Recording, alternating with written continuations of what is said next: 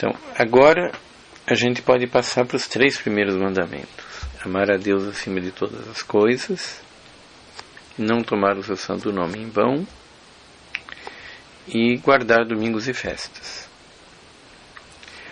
E você pode perceber que esses 3 primeiros mandamentos, eles se referem a Deus, as coisas sagradas, enquanto que os outros se referem ao próximo. O 4 é honrar pai e mãe, não matar, o pai e a mãe são o próximo. Não matar, você mata um próximo.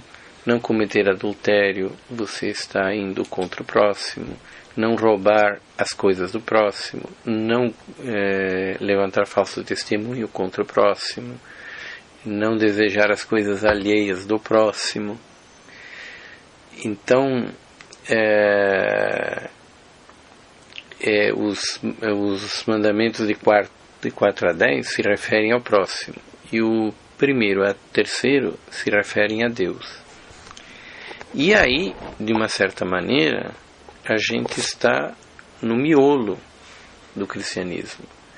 Esses primeiros mandamentos, eles, de uma certa maneira, transcendem no seu conteúdo a própria moral básica. Então, eles são muito mais profundos do que apenas a abordagem da moral. Se você lembra que a gente falou que a moral é para que a gente possa evitar o pecado grave, depois desenvolver as virtudes para ordenar a nós mesmos, e ordenando a nós mesmos a gente possa desenvolver a virtude da prudência, e a virtude da prudência, ordenando depois as virtudes concretamente nos atos, possa depois ordenar-nos a contemplação, a união com Deus. Então, esses 3 primeiros mandamentos se referem justamente a isto que é o objetivo do cristianismo, que é a própria união com Cristo e com Deus através do Cristo. E na Epístola aos Colossenses, São Paulo diz para que a gente não pense nas coisas da terra, que a gente pense nas coisas do alto, porque a nossa vida está escondida junto de Deus com Cristo.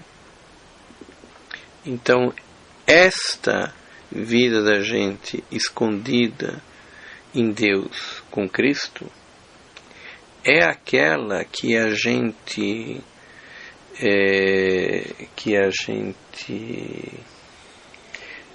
se aproxima e desenvolve em nós pelo que está explícito e implícito nos 3 primeiros mandamentos. Então, para a gente entender isto, uma das coisas mais extraordinárias, uma das coisas mais fantásticas que eu conheço para poder explicar isso em poucas palavras, é a história de Santo Agostinho. Nessa história, a gente pode entender de uma maneira fácil, se a graça nos ajudar, o que eu estou querendo dizer. Que é o seguinte: o Santo Agostinho, ele, digamos assim, teve 3 etapas na vida dele. E essas etapas servem para explicar muito bem o sentido dos primeiros mandamentos. E na primeira etapa, ele era um homem mundano. E ele queria o sucesso do mundo. Então, ele foi estudar retórica, que era uma profissão muito qualificada na época dele. na época dele em que não havia televisão, não havia rádio, não havia os meios de comunicação que a gente tem hoje, efeitos especiais, etc. A pessoa que sabia falar bem, com elegância, escrever bem, expressar-se bem, ele ganhava muito dinheiro, que ele era contratado para falar para as multidões. Os reis, as pessoas importantes, contratavam essas pessoas para que eles falassem para o público as coisas que eles queriam que o público os informasse, se fossem informados. Era uma espécie, era a TV Globo da época. Tá certo? Era a televisão, era o rádio, era o jornal da época. Na época não havia nem jornais. E outras vezes o fulano usava isso para ele mesmo. Ele começava uma carreira de advogado, defender causas públicas, particulares, e que era mais importante naquela época você ser um grande retórico para ser advogado do que você conhecer bem as leis. O conhecimento das leis era até meio secundário. O mais importante era que ele soubesse defender bem a causa. E outras vezes isso servia na própria política, para ele conseguir notoriedade política. Então era a carreira que dava dinheiro, que dava fama, era ser um bom retórico. E ele foi atrás disso. Depois que ele tinha conseguido esta fama, que eu tinha conseguido ser um grande retórico e começar a ganhar dinheiro, ter fama, etc., e ele leu um livro de filosofia onde um grande retórico do passado escrevia que a retórica era pura vaidade e que havia uma coisa muito mais nobre que não dava dinheiro, que era a vida de filósofo, e que os filósofos eram pessoas que tinham abandonado tudo para ir em busca da verdade. Os filósofos de hoje não são assim. Os filósofos de hoje estão mais para uma retórica sofisticada do que para a verdadeira filosofia, que é a busca da verdade. E os filósofos de hoje, eles estudam filosofia, no fundo, é para ter uma audiência para as ideias deles. Eles estão muito mais para a vocação do retórico do que para o filósofo. Mas naquela época, como existiam retóricos, os que verdadeiramente tinham essa vocação iam para a retórica. E na filosofia só ficavam aquelas pessoas que queriam entender o sentido das coisas. E que entendiam que as coisas tinham sentido. E que esse sentido tinha que ser compreendido, custe o que custasse. E eles se dedicavam mesmo a isso. Pelo que a gente vê lendo os grandes filósofos da antiguidade, Platão e principalmente Aristóteles, eles de fato conseguiram entender isto. Mas depois de uma vida de abnegação, de estudo, de sacrifício, etc. Então, o Santo Agostinho, que ele era uma pessoa bem orgulhosa de si mesmo, que estava querendo ganhar dinheiro, mas principalmente estava querendo ganhar fama, se sentiu envergonhado quando viu que existiam pessoas que estavam procurando a verdade e que eram mais nobres do que ele. Ele achava que ele era da estirpe mais nobre que existia, procurando a retórica. E aí ele resolveu abandonar tudo para procurar a verdade. E, pelo jeito, não foi só orgulho. Talvez no princípio ele tivesse sido ferido pelo orgulho. Como pode alguém ser mais do que eu? Mas aí ele percebeu o drama da coisa da verdade e começou a se preocupar mesmo. E aí ele foi passando mais anos, abandonou a retórica e começou a estudar e a tentar compreender o sentido das coisas, tentar compreender se havia uma verdade no mundo a ser compreendida. E na medida em que os anos foram passando, ele foi desenvolvendo, através do estudo, a compreensão de várias coisas que pareciam para eles verdades definitivas. E o mais estranho é que, na medida que esse estudo avançava, ele começou a perceber que essas verdades que ele estava descobrindo lhe eram familiares. Eram aquelas que a mãe dele, quando ele era criança, explicava que existiam na Bíblia, um livro que ele sempre tinha desprezado. Até que um dia a coisa foi tão longe que ele resolveu comprar uma Bíblia e para ver essas coisas, o que o livro falava. E ele ficou surpreso que tudo que ele tinha descoberto em termos de verdade estava na Bíblia, e na Bíblia tinha muito mais que ele ainda não tinha alcançado. E ele ficou intrigado como é que pessoas tão simples e tão rudes como os profetas do Velho Testamento, os escritores do Velho Testamento, que estavam muito longe da erudição dele, e os do Novo também, conseguiam ter essa profundidade sem erro nenhum, sem conseguindo ir tão além de tudo que ele tinha ido. E na medida que ele foi avançando com isto, ele começou a suspeitar que aquilo só podia ser de origem divina, que estava além da capacidade de um ser humano fazer uma coisa tão perfeita. E que de fato é assim mesmo. Se você vê inclusive principalmente o Novo Testamento, é de uma profundidade absolutamente assombrosa. Não existe livro na história humana tão profundo quanto o Novo Testamento. O Velho também, mas o Novo é uma coisa simplesmente deslumbrante. Mais do que Tomás de Aquino, mais do que qualquer outra coisa, aquilo é totalmente fora de série. E perfeito, sem furo, coerente, é uma coisa simplesmente assombrosa. Aquilo é sobre-humano. A Suma Teológica já dá uma impressão de ser uma coisa sobre-humana. Só que o Novo Testamento está anos-luz além da Suma Teológica. E o Santo Agostinho foi percebendo isso. E chegou uma hora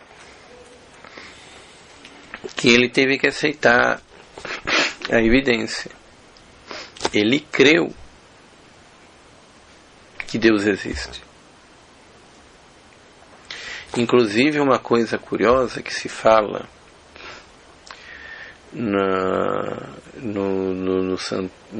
sobre o Santo Agostinho é que ele dizia que o começo da conversão humana tinha que ser através de você crer em Deus. Só que o argumento que ele tinha para que a gente cresce em Deus era a própria Bíblia. Quer dizer, para você crer que Deus existe, você tinha que ler a Bíblia. Na medida que você fosse entendendo realmente o que estava ali e a coerência daquilo, você teria a prova que Deus existe, porque um livro como aquele não poderia ter outra origem senão uma origem divina. Então existem argumentos metafísicos, filosóficos, para você provar que Deus existe. Existem provas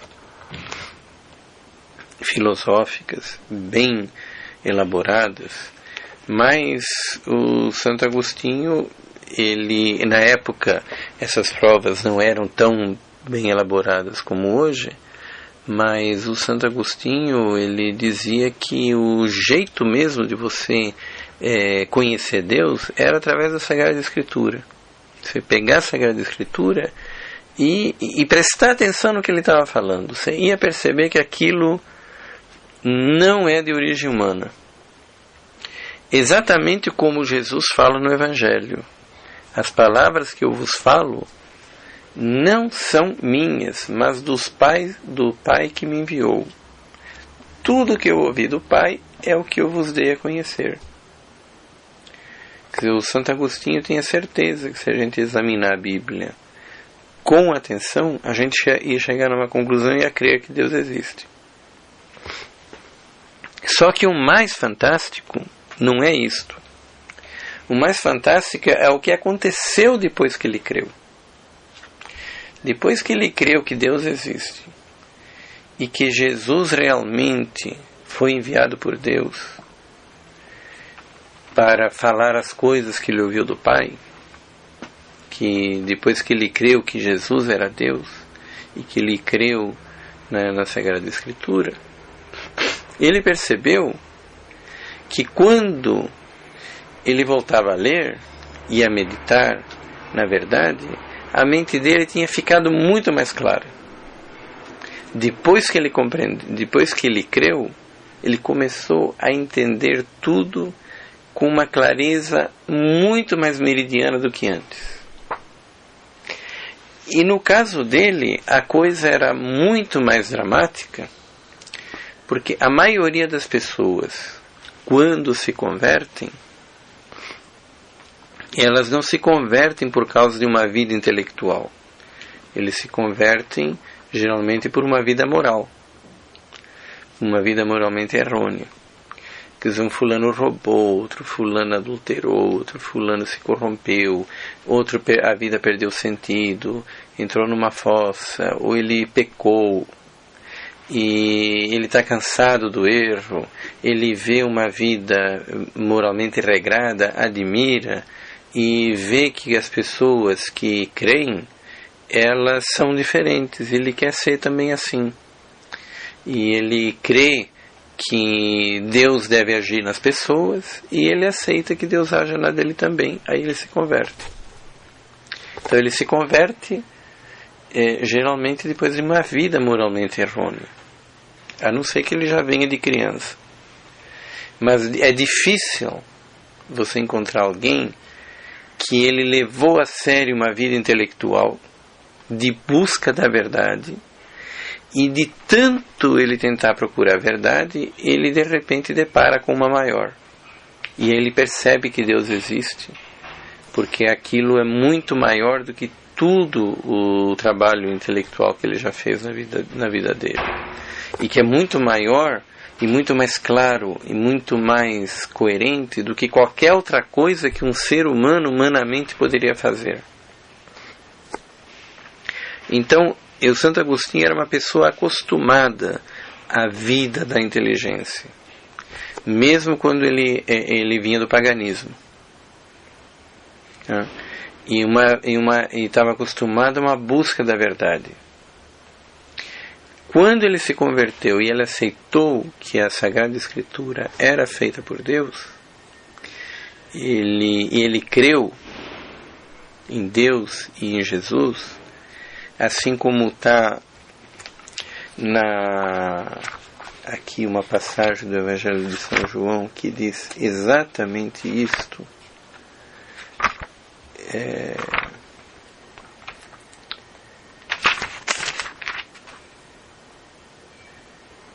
Capítulo 14, verso 1. Não se perturbe o vosso coração. Credes em Deus, crede também em mim. Nós já vamos voltar a falar dessa passagem daqui a pouquinho. Credes em mim, credes também em mim. Credes em Deus, crede também em mim. Santo Agostinho fez exatamente isso. Na hora que ele creu em Deus e creu em Cristo, ele percebeu que ele começou a entender todas essas coisas que ele estava trabalhando há anos para entender, muito mais rápido, muito mais claro e de maneira muito mais luminosa. Para a maioria das pessoas que se convertem, que não vêm de uma vida intelectual, eles não percebem isso. quando eles se convertem, eles percebem que a vida tem sentido, está mais alegre, está mais suave, mas não percebem que a mente dele começou a funcionar melhor. Porque, na verdade, ela nunca funcionou muito bem. No caso do Santo Agostinho, ela já estava funcionando a todo vapor. E aí, quando ele creu, ele viu que houve uma catapultagem. Tá? E aí, ele achou estranho isso. Achou um fato curioso. E tentou entender o que era isso. E aí, ele, procurando a Sagrada Escritura, ele encontrou no início do Evangelho de São João a explicação disto. Que no início do Evangelho de São João está escrito assim: no princípio era o Verbo. O Verbo aí é o próprio Cristo, é a segunda pessoa da Santíssima Trindade. No início era o Verbo. E o Verbo estava com Deus. E o Verbo era Deus. No princípio, ele estava com Deus. Tudo foi feito por meio dele, e sem ele nada foi feito de tudo que existe. Nele estava a vida. E a vida era a luz dos homens. E a luz brilhou nas trevas, mas as trevas não o apreenderam. Quer dizer, ele está dizendo que no princípio era o Verbo, que é a segunda pessoa da Santíssima Trindade, que se encarnou e se fez homem e habitou entre nós, e que o Verbo era Deus, ele estava com Deus, nele estava a vida, e a vida era a luz dos homens. Mas essa luz brilhou nas trevas, que o Agostinho diz que é o pecado, mas as trevas não o apreenderam. Porém, aí ele diz depois: a todos os que o receberam, deu-lhes o poder de se tornarem filhos de Deus. Os que creem no seu nome, que não nasceram do sangue, nem da vontade da carne, nem da vontade do homem, mas de Deus nasceram. Quer dizer, ele diz, veja só, aqui ele está dizendo que o Verbo estava com Deus, que nele estava a vida, e a vida era a luz dos homens. Então, a vida era a luz dos homens. E que luz que ele está falando? Aí o Santo Agostinho diz, não pode ser a luz dos astros, a luz do sol, a luz da vela, a luz da lâmpada. Essa luz só pode ser a luz da inteligência. É a luz da própria verdade. E esta luz esta vida era a luz dos homens. E só que a luz brilhou nas trevas, quer dizer, ela brilhou na minha vida. Só que eu estava imerso no pecado. E eu não enxergava nada. Eu não a aprendi. Mas essa luz era o próprio Jesus. Era o próprio Cristo.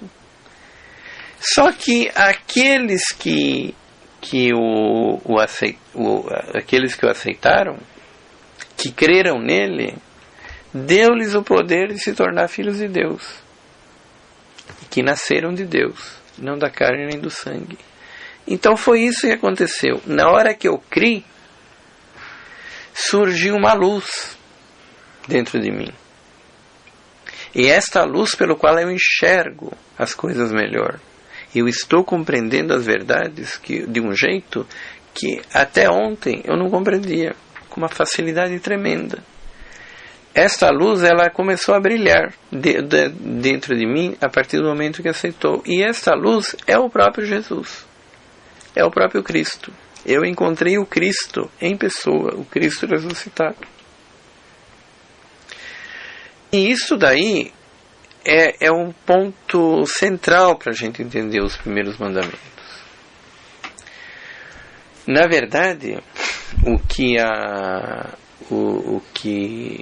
a tradição cristã ensina é que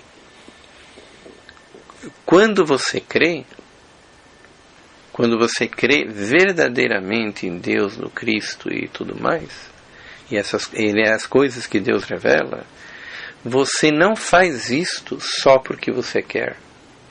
É porque uma luz está te iluminando. A luz da graça está te iluminando. E essa luz da graça é o próprio Cristo ressuscitado. Ou melhor falando, é uma participação do Cristo ressuscitado. E você não consegue crer novamente se essa luz não te iluminar de novo. Uma vez que você creu, para que você possa continuar crendo, essa luz tem que continuar te iluminando. E é uma coisa semelhante a quando você está com os olhos perfeitos, mas você está num lugar escuro onde não tem luz. Os olhos podem estar perfeitos, mas se alguém não acender a luz, você não enxerga nada. Então, ainda que você creia, ainda que você tenha o hábito de crer, você não consegue, de fato, enxergar uma verdade sobrenatural em ato, se naquele momento esta luz sobrenatural ela não estiver te iluminando. Esta luz é a luz da graça. A gente chama de graça. E a graça, ela necessariamente tem que agir no momento em que você crê verdadeiramente e você como que enxerga de uma maneira meio connatural as verdades que Deus ensina. É por isso que tem certas pessoas que creem e outras que não creem, como você vê no episódio da crucifixão de Cristo, que tinha 2 ladrões que conheciam a história todinha do Cristo e foram crucificados junto com ele, e um tinha certeza que o Cristo ia morrer e ia para o reino dos céus e queria uma parte lá com ele, e o outro dizia que o primeiro estava louco, que onde está o reino dos céus? Onde que você vai ter parte com ele? Daqui a 3, 4 horas vamos estar todos mortos em um caixão lá no IML dissecando o corpo da gente. Vamos todos ser enterrados e acabou. Quer dizer, um enxergava alguma coisa, o outro não enxergava. Isto é porque a graça o iluminava e o outro a graça não iluminava, ou então ele estava imerso nas trevas e rejeitou essa graça. Então, se toda vez que a gente crê verdadeiramente, naquele momento, uma participação com Cristo, uma força do alto, uma graça, uma luz, ou tantos nomes que possa ter, está agindo dentro de nós. E esta luz quem é?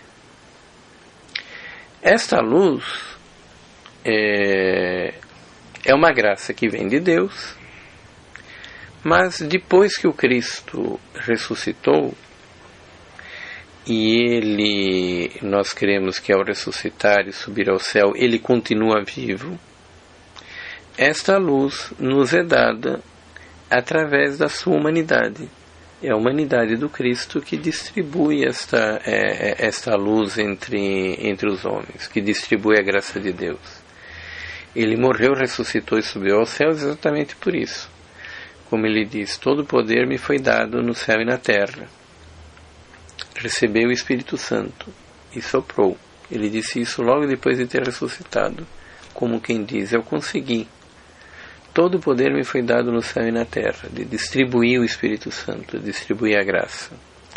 Então, quando a gente crê, na verdade, nós estamos em contato com o Cristo. Nós estamos em contato com o Cristo. São Paulo diz que o Evangelho é uma força que vem do alto, que age sobre aqueles que creem, que crescem da fé para a fé e que vivem da fé. E que os homens santos vivem da fé. O Novo Testamento, a coisa que ele fala mais o tempo todo é da necessidade de crer. E ele dá exemplos de pessoas que creram e que Jesus elogia e diz que a fé o salvou. E o São Tomás de Aquino, na Suma Teológica, ele diz mais impressionante ainda, que nós, quando cremos, nós entramos em contato espiritual com o próprio Cristo ressuscitado. E é por causa deste contato que nos é transmitida a graça. E então, a coisa mais importante que existe para que a gente possa se relacionar com Deus é crer. Tá? Porque crer nas coisas que Ele revela. Tá? A Sagrada Escritura revela coisas de Deus que a gente jamais conseguiria deduzir de uma maneira lógica, através de um raciocínio lógico. Elas não contrariam a lógica, mas não poderiam ser deduzidas por nós. Elas têm que ser apreciadas pela nossa mente, na sua coerência, na sua logicidade, mas com a ajuda dessa luz sobrenatural, que é o próprio Cristo. E toda vez que a gente crê, a gente pode ter certeza que a gente está em comunhão, está em contato com o Cristo. Este contato com o Cristo, este contato com o Cristo ressuscitado, que vem pela fé, ele deve ser aprofundado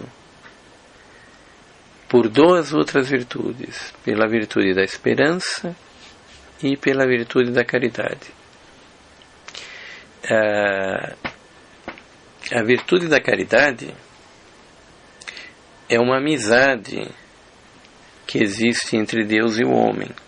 A virtude da caridade é o primeiro mandamento: amar a Deus de todo o coração, de toda a alma, de todo entendimento e com todas as forças. E só que para você amar uma pessoa, você tem que primeiro conhecê-la.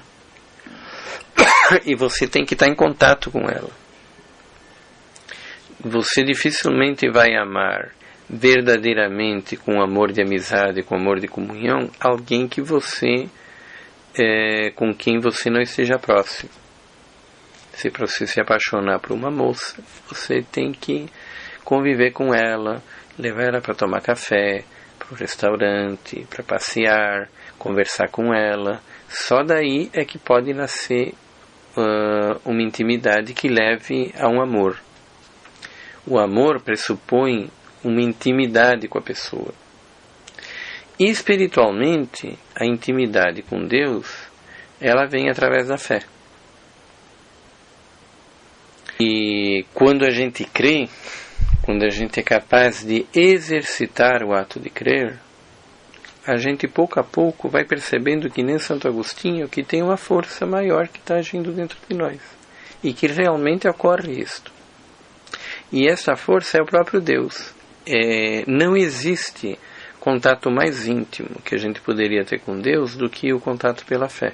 Então, existe uma explicação para dar mais coerência a tudo isto, que é a seguinte: como é que pode que toda vez que a gente faz um ato de fé, a graça de Deus nos está iluminando?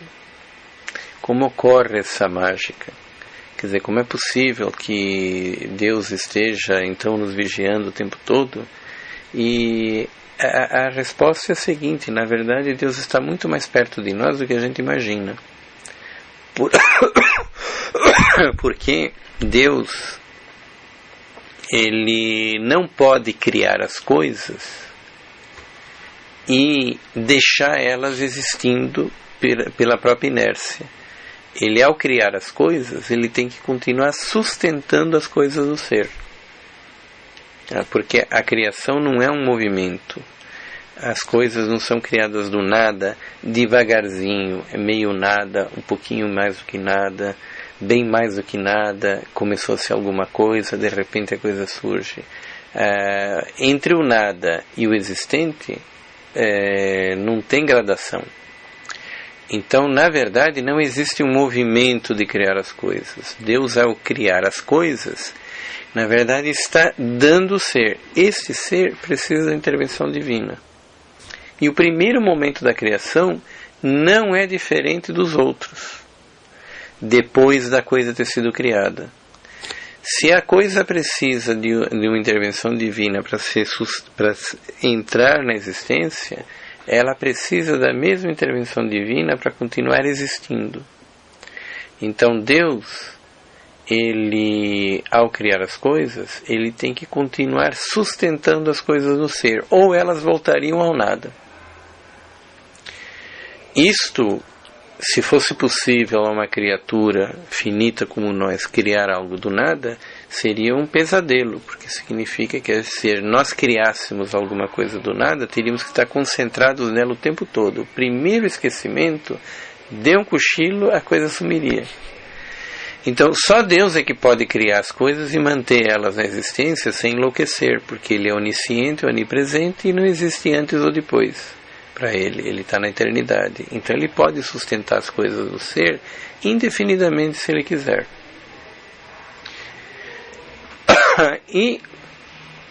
Porém,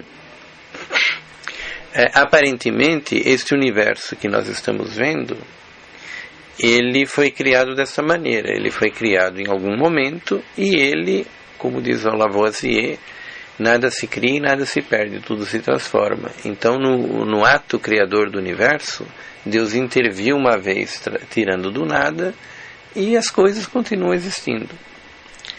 No caso nosso, porém, é diferente, porque a alma humana, que é imaterial,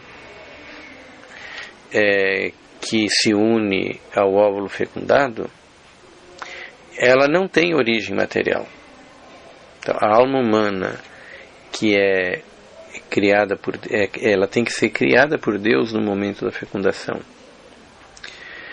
E então, no caso dos seres humanos, Deus tem que intervir com o ato criador toda vez que um ser humano é gerado. Então, da mesma maneira como com as coisas em geral, ele tem que sustentar no ser, para elas continuarem existindo, no caso da nossa alma, também ele tem que continuar existindo. Ele tem que continuar sustentando essa criatura no ser para continuar existindo. E é um ato criador diferente, distinto daquele com que ele criou o universo no seu conjunto. Então, cada um de nós foi criado, nós seres humanos, a nossa alma, foi criado por um ato distinto de criação de Deus daquele com que ele criou, daquele que ele criou o universo como um todo. E Deus tem que continuar sustentando essa alma no ser. É justamente porque ele tem que continuar sustentando essa alma no ser que Deus está presente não só em todas as coisas, desde o começo do universo, como em cada um de nós, desde que nós fomos concebidos. Então, Deus está presente em nós, não porque nós estejamos o contendo, mas porque Ele nos sustenta no ser. Então, Deus tem que sustentar de uma maneira especial nossa alma dentro do ser, para que nós continuemos existindo. E é justamente por isso que Ele já está presente intimamente dentro de nós, mais próximo do que a gente imaginaria. Então, para Ele nos enviar a sua graça, essa graça não precisa percorrer o universo infinito, ou finito, seja lá como for. Ele não precisa brotar do chão. Ela vem diretamente da presença que Deus tem dentro de nossa alma, dentro de nós. E Deus, na verdade, está constantemente enviando essa graça pela qual Ele nos favorece, praticamente nos pede que nós criamos, para que a gente possa começar a dialogar com Ele, a ouvir a sua voz. Quando Santo Agostinho percebeu que ao crer ele começava a enxergar as coisas melhor, é porque ele tinha conectado com esta graça que Deus lançava o tempo todo, chamando ele de dentro dele mesmo. Ele estava tão perto e ele não sabia. Então, o primeiro passo para a gente ter um contato com Deus é abrir-se a essa luz que fala dentro de nós e que nos está convidando o tempo todo a enxergar os sinais que Ele colocou no mundo inteiro. A natureza, ela fala de Deus, mas para a gente poder enxergar Deus na natureza, a gente precisa dessa luz da graça.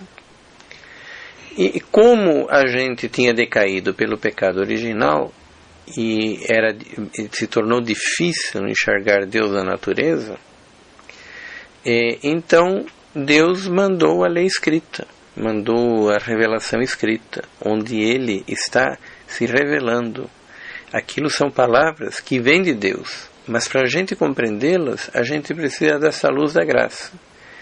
No momento em que a gente aceita essa luz da graça e a gente aceita crer, e o que não pode ser feito se a gente, na verdade, não engatou, não aceitou essa luz que vem de Deus, a gente começa a entender e as coisas a fazerem sentido. Nós começamos a contatar com Deus. É por isso que a Bíblia diz que aqueles que creram, deu-lhes o poder de se tornarem filhos de Deus. E por isso que a Sagrada Escritura, principalmente o Novo Testamento, insiste tanto que a gente creia. Na verdade, nós estamos crendo em algo que Deus já está nos chamando para crer. Só que esse é um primeiro contato.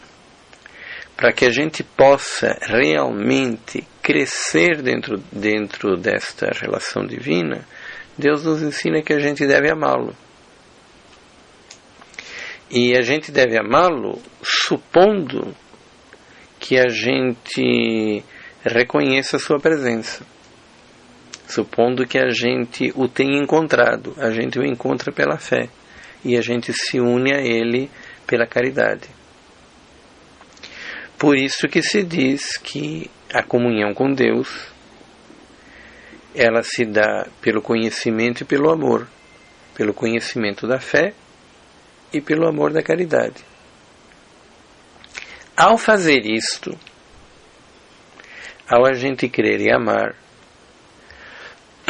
ao fazer isto, a gente na verdade está em comunhão com o Cristo em sua humanidade, através do qual, depois da sua ressurreição, nos vem essa graça.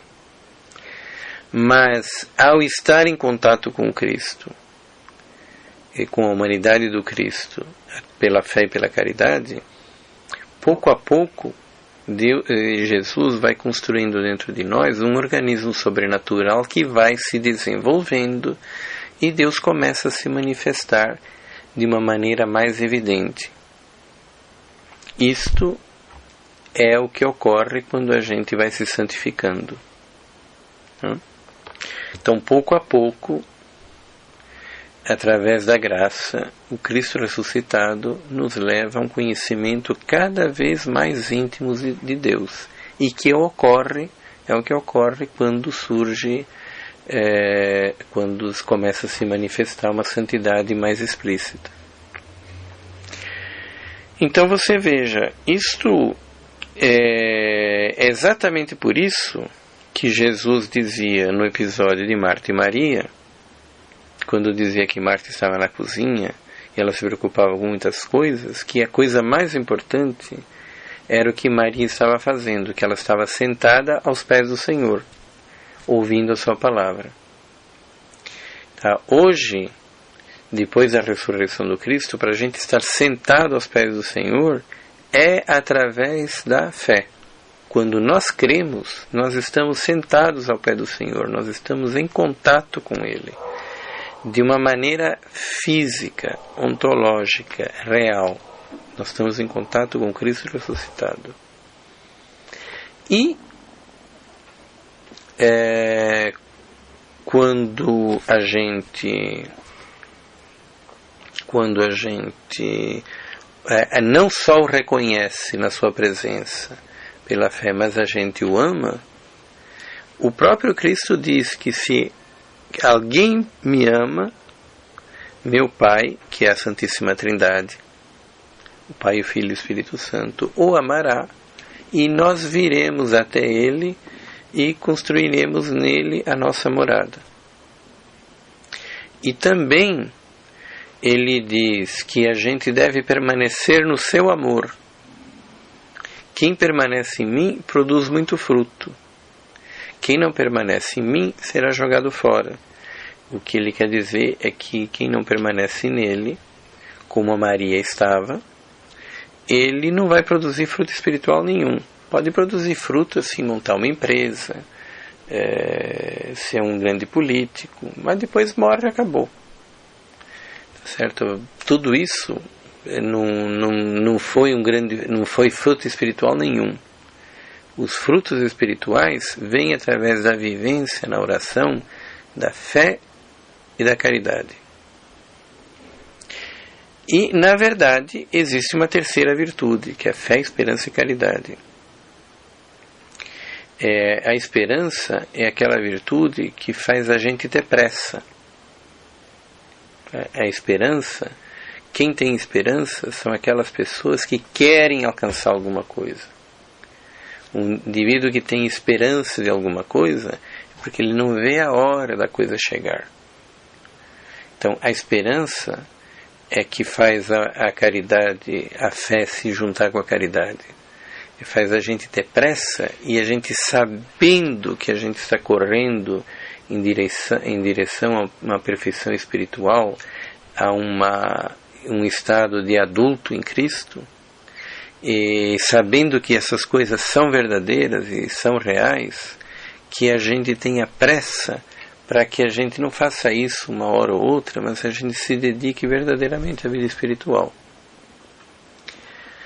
Então, justamente os primeiros mandamentos que falam de amar a Deus sobre todas as coisas, santificar o seu nome, santificar os dias santos de guarda, e eles são mandamentos que se referem a relacionamento nosso com Deus. E o relacionamento nosso com Deus se dá principalmente através da oração. E na medida em que na oração a gente consegue juntar a fé, a esperança e a caridade. Então, a gente, na verdade, para cumprir o primeiro mandamento, a gente precisa aprender a rezar. Muito bom. Só que aí vem a dificuldade. Porque esta maneira de rezar que eu estou comentando, ela é muito simples se a gente souber fazê-la. E se a gente já tiver uma certa experiência das coisas de Deus. Se a gente já tiver experimentado que pela fé realmente existe uma força que age dentro de nós e que a gente percebe que quando a gente crê, a gente está em contato com alguma coisa divina. E que a gente reconhece isto que a gente não vê, que a gente reconhece que é o próprio Deus em nós e que a gente o ama de uma maneira que a gente é capaz de amá-lo de uma maneira extraordinária. Isso é muito difícil de fazer, porque é fácil de fazer quando a gente já tem algum conhecimento, alguma experiência, mas é difícil na prática da gente fazer, dificílimo, quando a gente só ouve isto daí e a gente não acha bonito, mas não consegue ver. No caso do Agostinho, ele teve uma grande vantagem. Ele viu desde o início isso, porque ele levou uma vida de busca da verdade, e quando ele creu, ele percebeu uma transformação na mente dele, tão grande e tão repentina, que ele percebeu que aquilo não era qualquer coisa. E ele percebeu que era o Cristo que estava agindo pela fé. Toda vez que a gente crê, Cristo age em nós pela fé. Age verdadeiramente. Mas no começo da vida espiritual, apesar de você poder perceber sinais que é assim, parece uma coisa muito abstrata. Então, a gente precisava de um remédio para isso. E aí, Jesus inventou um remédio absolutamente extraordinário, que é uma das coisas mais geniais que já foram feitas em todos os tempos. Acho que isto e a criação são coisas paralelas. É uma coisa absolutamente extraordinária quando a gente percebe a grandeza. Jesus inventou uma coisa que a gente chama de Eucaristia. Graças à Eucaristia, se abre uma porta de vida espiritual até para as pessoas mais primitivas. Por quê? Porque a gente sabe que na Eucaristia, e nós cremos, por causa da palavra de Cristo e pelo testemunho dos primeiros cristãos, que quando a hóstia consagrada, que quando não se celebra a missa e um sacerdote devidamente ordenado consagra o pão e o vinho, aquilo se transforma no corpo e sangue de Cristo. O pão se transforma no corpo de Cristo e o vinho se transforma no sangue de Cristo. Só que não dá para entrar nos detalhes de como isso acontece aqui, mas a gente pode adiantar alguma coisa e vamos crer que é assim, vamos dar um crédito que é assim, e existem explicações melhores, mas que não dá para entrar no mérito aqui. Quando a gente diz que o pão se transforma no corpo de Cristo, na verdade, o que está presente ali não é só o corpo de Cristo. O pão se transforma no corpo de Cristo, mas é o corpo de Cristo ressuscitado. Jesus, ele ressuscitou e ele está vivo fisicamente em algum lugar do universo. Ele ressuscitou em carne e osso, então ele tem 3 dimensões, ele ocupa um lugar no espaço até hoje. Ele está sentado à direita do Pai, no sentido de que ele é o primeiro-ministro de Deus, a sua humanidade, que dispensa a graça para todos nós, mas ele está fisicamente em algum lugar. E quando se consagra o pão, ele não perde a aparência de pão, mas ele se transforma neste corpo de Cristo que está lá.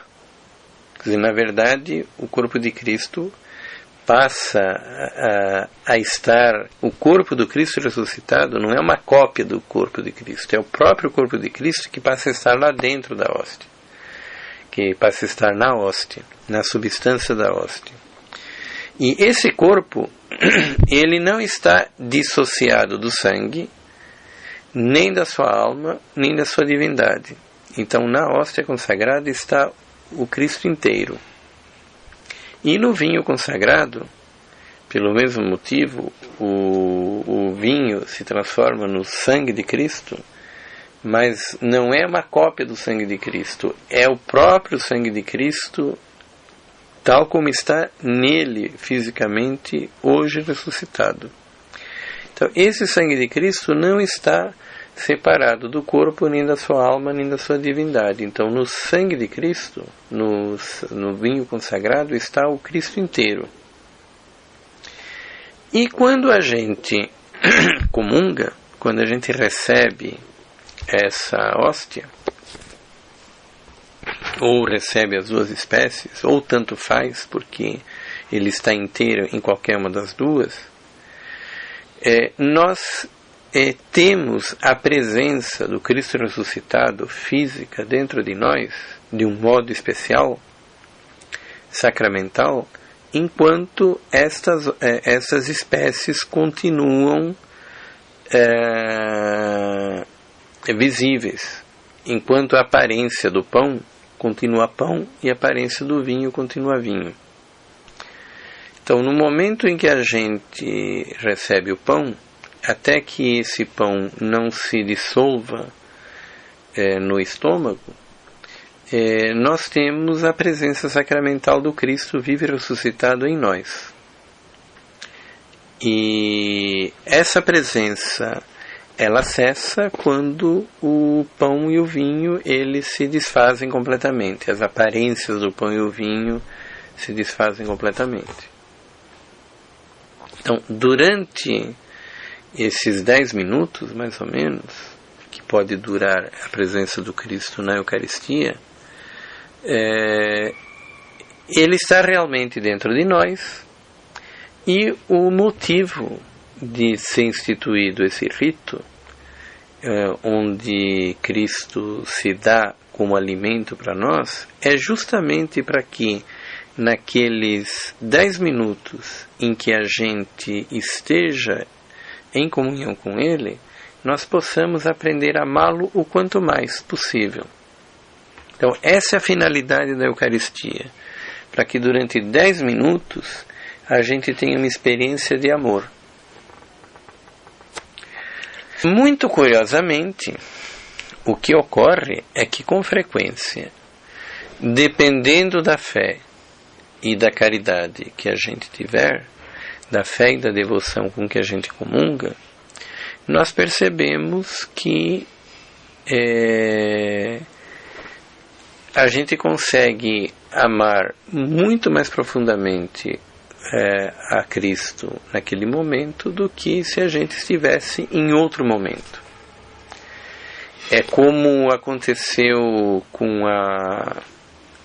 no Evangelho com aquela moça que padecia fluxo de sangue. Quando ela tocou no Cristo, porque ela cria, ela percebeu que uma força saía de lá para curá-la.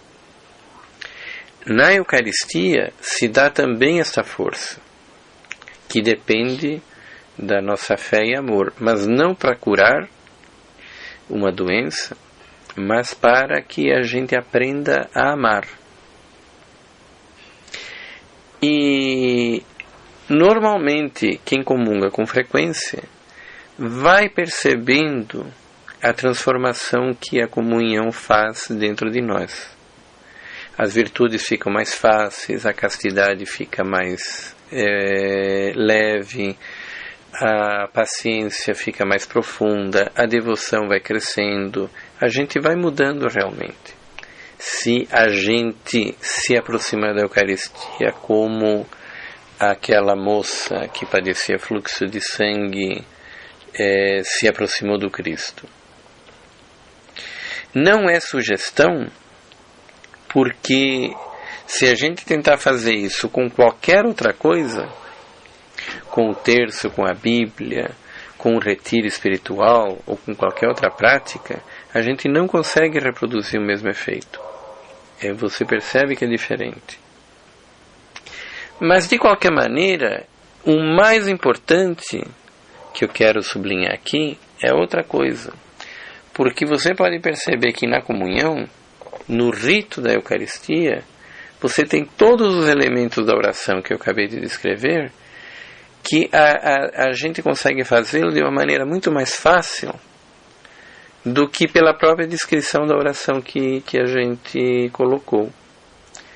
Que quando você se aproxima da Eucaristia, você, em primeiro lugar, você tem que crer que Jesus está lá. Porque senão, você não estaria se aproximando. E você tem que ter aquela consciência que você está se aproximando de Jesus ressuscitado. Então, já não existe muita dúvida e muita complicação de como fazer um ato de fé. Na oração, por incrível que pareça, isso é mais complicado. Quando você faz um ato de fé, Você realmente está em contato com Jesus ressuscitado. Ele está lá, porque Deus está dentro de nós e Ele está tentando entrar em contato conosco. Quando a gente crê, se a gente crê verdadeiramente, Ele já está em contato conosco. O contato já foi feito. Mas a gente não sabe se a gente creu mesmo, se a gente não creu, se a gente creu direito, se é daquela maneira, no que a gente deve crer. Tem um monte de dúvidas. Quer dizer, é a coisa mais simples do mundo, mas quando a gente já consegue fazê-lo. Na Eucaristia, não existe essa dúvida. É muito simples, olha, Jesus está lá, e porque está mesmo. E vai ficar 10 minutos com você. E você tem que crer nisso. Ou então, não tem sentido você comungar. Então, crer na Eucaristia é muito simples. A gente só precisa procurar crer com mais atenção, com mais dignidade, com mais reverência, com mais profundidade. Tá certo? Com a devida dignidade e a devida preparação da alma, que exige que você esteja em estado de graça quando você se aproxima da comunhão. Mas a coisa não deixa muita margem à dúvida. O que você sabe que deve fazer, o que você deve procurar é fazê-lo mais profundamente. E depois, quando você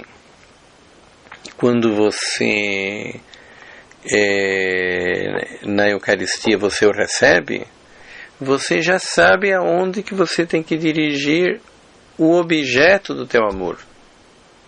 É o próprio Cristo que está lá naquela Eucaristia que você recebeu. Quando a gente está rezando e a gente faz um ato de fé, a gente sabe que está em contato com Cristo, mas a gente tem dificuldade de entender, mas onde, cadê, não sei o que mais. E então fica mais difícil você compreender como que a caridade se junta com o ato de fé. Na Eucaristia não tem dificuldade nenhuma, porque você crê que Jesus está na hóstia, de fato Ele está. E você sabe que durante 10 minutos você tem que amá-lo, agradecê-lo e esperar também que Ele manifeste o teu amor por você, permanecer no amor dele. Você sabe que Ele está lá, que Ele está naquela hóstia consagrada, enquanto que ela não se desmancha. Então, até uma criança é capaz de ter uma experiência de oração profunda. Uma criança inocente que ela sabe quem é Jesus e acredita que ela está na hóstia, ela é capaz de ter uma experiência profunda de união de fé e caridade na Eucaristia. E é uma das experiências mais extraordinárias que a gente pode ter. Então, na verdade, para a gente aprender a rezar, a gente tem que primeiro aprender a comungar bem. A gente fazer uma boa confissão, a gente se desfazer de todo o pecado grave, que isso é condição indispensável, sem o que a Eucaristia seria um sacrilégio. E na hora que a gente aprender a comungar, a gente voltar a comungar nos dias seguintes e voltar a comungar com frequência. Até a gente aprender a apreciar o encontro íntimo que a gente tem através da graça com o Cristo na Eucaristia. Quando a gente começa a fazer isto e a gente começa a perceber que realmente lá tem uma força, porque isto, para quem comunga com frequência, se a comunhão foi correta e foi feita em estado de graça, os efeitos da Eucaristia sobre a vida pessoal começam a ser quase que imediatos. Eles começam a ser visíveis em questão de dias. até no mesmo dia, dependendo do fervor que a pessoa tenha. Então, quando a gente começa a perceber o quanto aquilo é autêntico e verdadeiro, o quanto que aquilo é sagrado, o quanto que aquilo verdadeiramente procede de Deus, aí a oração consiste em você fazer exatamente a mesma coisa, mas sem a ajuda daquela Eucaristia, sem a ajuda do rito. E a gente, não esquecendo que, independente disto, a Eucaristia, ela tem um valor insubstituível, porque na Eucaristia Deus está mais presente do que na própria oração. Na oração Ele está presente pela graça. Na Eucaristia, além da graça, Deus está presente também pelo sacramento. Então a Eucaristia funciona como uma espécie de uma muleta. Mas uma muleta que é para você aprender a andar sozinho, mas que na hora que você começa a andar sozinho, você vê que a muleta na verdade é mais valiosa do que o próprio andar sozinho. É uma muleta curiosa, como se fosse uma muleta de $1 trilhão. Você usa a muleta, mas quando você aprendeu a andar, você não quer deixar a muleta. Não, isso aqui vale $1 trilhão. Em toda a minha vida eu não vou ganhar $1 trilhão. Eu quero a muleta. Eu quero continuar com a muleta. Essa aqui eu não largo nunca mais. Tá certo? Então, na verdade, o que acontece é o seguinte.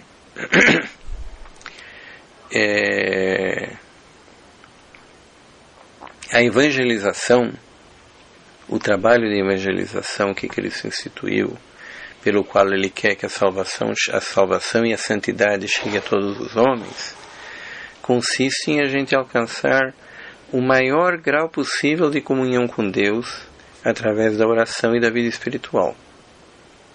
Só que para fazer isto, a gente primeiro precisa crer em Deus. Para crer em Deus, a gente precisa conhecer a Sagrada Escritura, a gente precisa conhecer a revelação. É o caminho ordinário. Você pode conhecer a Deus simplesmente admirando a natureza, mas isso daí era no paraíso terrestre. Na prática, as pessoas olham para a natureza e compram uma passagem para ir na Disneylândia. Certo? Elas não enxergam Deus, enxergam a Disneylândia, Bariloche, os Alpes. Então, já foi a época em que os homens podiam ordinariamente, no paraíso terrestre, ver a Deus olhando a natureza. Mas dá, teoricamente não é impossível. Mas o meio ordinário também não é estudando metafísica.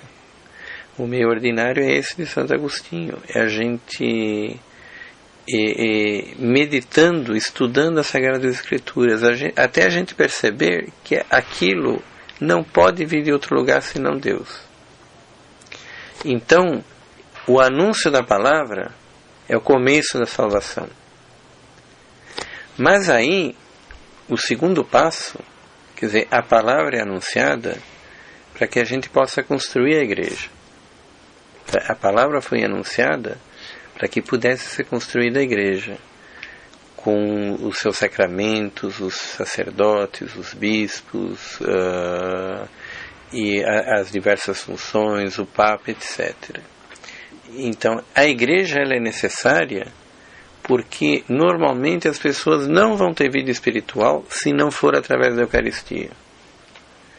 Então, na verdade, a gente tem que anunciar a palavra para que as pessoas aceitem a igreja e possam começar a vida espiritual através dos sacramentos, principalmente através da Eucaristia. É na Eucaristia que as pessoas aprendem pela primeira vez a ter uma experiência de comunhão com Deus. É para isso que ela existe. Na medida em que, através da correção das virtudes, que através da confissão a gente se confessa uma vez para sair do pecado grave, mas depois a gente tem que se confessar regularmente caso a gente tenha caído no pecado grave, e independentemente disso, para poder crescer nas virtudes. Na medida que a gente vai crescendo nas virtudes, na renúncia a si mesmo e na intimidade com o Cristo na Eucaristia, a gente deve pouco a pouco tentar, digamos assim, voar com as próprias asas. A gente aprender a montar a nossa vida de oração, a montar uma vida espiritual, uma vida que é uma busca de uma intimidade com Deus semelhante àquela que a gente encontra na Eucaristia, mas que a gente não consegue mais do que 10 minutos por dia, porque a gente não pode comungar o dia inteiro. Até recentemente era proibido receber a Eucaristia mais de uma vez por dia. Agora, de uns 30 anos para cá, a Igreja permite que a pessoa possa comungar 2 vezes no dia, se ela, na segunda vez, ela assistir a missa completa. E não mais do que isso. E normalmente as pessoas comungam uma vez por dia, ou algumas vezes na semana. E de qualquer maneira, ainda que comungasse todo dia, são 10 minutos de comunhão com Deus. O que Deus quer é que essa comunhão se aprofunde através da fé, da esperança e da caridade 24 horas por dia, e o máximo possível, e através da oração. A oração, para ela poder realmente produzir um fruto muito grande dentro de nós, para que ela possa realmente produzir o desenvolvimento de todas as virtudes interiores, possa produzir o desenvolvimento de toda a caminhada até a plena estatura dos filhos de Deus, os grandes santos da Igreja que tiveram experiência mais palpável disto, eles dizem que você precisaria de pelo menos umas 2 horas de oração profunda por dia, todos os dias. Poderia ser 24 horas por dia, como São Francisco, que durante a Quaresma foi 40 dias no Monte Alverne. Mas não necessariamente, mas também não é uma Ave Maria de vez em quando. Quer dizer, normalmente, para que realmente a gente possa alcançar uma profunda comunhão com Deus, que é o objetivo do Evangelho, está lá no Evangelho de São João, está lá no Evangelho de São João, que eu quero que essas pessoas que me destes, Jesus falando, quer dizer, os homens que me destes, estejam tão unidos a mim como eu estou unido contigo, ó Pai. Jesus, ele quer que nós estejamos tão unidos com ele como ele próprio está unido com o Pai. Para a gente alcançar uma coisa dessas, se a gente não conseguir organizar uma vida que a gente tenha umas 2 horas de oração profundas por dia, quer dizer, 2 horas de oração que não seja a leitura da Sagrada Escritura, não é o breviário, não é a liturgia, é a experiência profunda de fé e caridade, fé, esperança e caridade. Se a gente não conseguir uma coisa destas, dificilmente a gente consegue entrar mais a fundo. E justamente porque não é qualquer oração, não é o terço, não é o breviário, não é a leitura das Sagradas Escrituras, é uma experiência de 2 horas de comunhão com Deus, é uma fé unida pela esperança e a caridade tão forte que ela dure um tempo destes. Isto daí, exatamente por causa disso, a gente não alcança logo de uma vez. A gente tem que começar pelo começo. A Eucaristia, aqueles 10 minutos, que seja uma experiência intensa. Quando a gente consegue ter este fruto da Eucaristia, a gente tem que procurar, durante o dia, ter alguns momentos de 10 minutos de oração, onde a gente tenta alcançar aquela mesma fé e devoção e comunhão com Deus que a gente alcançou na Eucaristia. 10 minutos. Enquanto a gente não alcançar uma devoção desse tipo, não adianta rezar 1 hora nem 2. Vai ser aflição e desespero que talvez inclusive acabe fazendo a gente desistir de rezar. Então, mas a gente pouco a pouco deve se esforçar por tentar alcançar uma vida de oração onde a gente possa ter essa experiência de oração profunda de 1 ou 2 horas pelo menos por dia. Você vê na vida da maioria dos santos, dos grandes santos, que eles rezavam isto.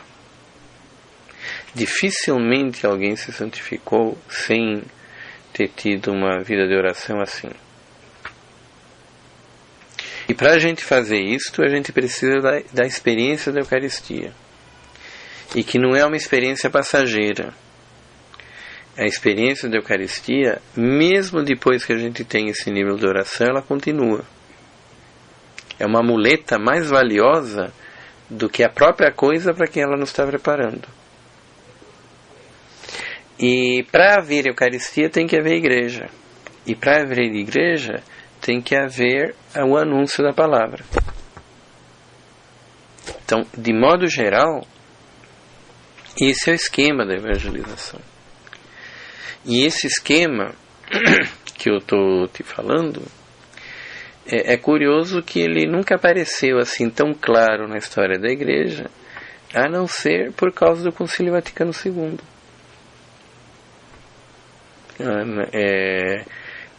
Isso foi debatido durante o Concílio Vaticano II e o Paulo VI acabou colocando esse esquema que eu estou colocando um detalhezinho a mais aqui e ali, mas ele colocou isto bem claro numa exortação apostólica que chama Evangelii Nunciandi. Isso encerrou um debate que havia paralelamente ao Concílio Vaticano II, durante o Concílio Vaticano II, que os teólogos estavam discutindo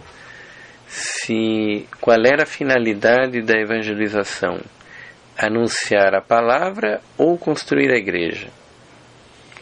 Aí o Paulo VI, ele disse, não, a finalidade da evangelização não é anunciar a palavra, é construir a igreja.